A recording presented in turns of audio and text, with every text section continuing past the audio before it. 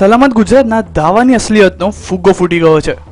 National crime record બ્યુરોના report અનુસાર 2012માં ગુજરાતમાં બળાત્કારના 473 કેસો નોંધાયા હતા, જ્યારે વર્ષ 2013માં આ કેસોની સંખ્યા વધીને 732 થઈ ગઈ હતી.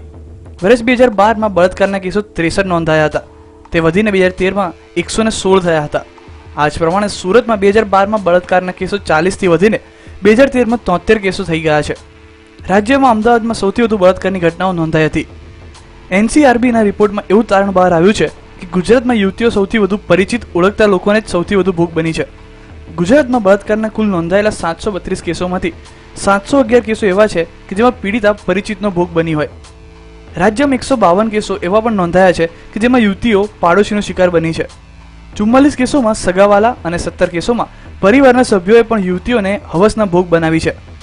ભારતમાં વર્ષ 2013માં બળાત્કારના કુલ 33,707 કિસ્સાઓ નોંધાયા છે, જેમાં ગુજરાતમાં 732 કિસ્સાનો સમાવેશ થાય છે. આમ ગુજરાતમાં બળાત્કારના કેસો વધતા એ વાત સાબિત થાય છે કે મહિલાઓ આજે અસલામત બની છે. સ્ત્રી અત્યાચારના ગુનાઓની ટકાવારીમાં ચિંતાજનક હદે વધારો નોંધાયો છે. આવો નજર કરીએ આંકડાઓ પર. 10 થી 14 વર્ષની વય જૂથના બાળકો અમદાવાદમાં છે 6, રાજકોટમાં છે 2, સુરતમાં 15, વડોદરામાં 3, કુલ ગુજરાતમાં 35. વર્ષ 14 થી 18 વર્ષ હોય તેવા અમદાવાદમાં છે 40, રાજકોટમાં 3, સુરતમાં 19, વડોદરામાં 7, જેનો કુલ આંક છે 164. 18 વર્ષથી 30 વર્ષની વચ્ચે અમદાવાદમાં છે 48, રાજકોટમાં 7, સુરતમાં 31, વડોદરામાં 4, અને કુલ આંક છે 385.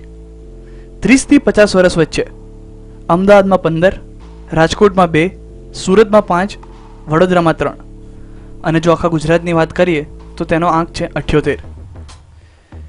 ભાજપના સત્તાધીશો અને પોલીસ સલામત ગુજરાતનું ગાણું ગાય છે.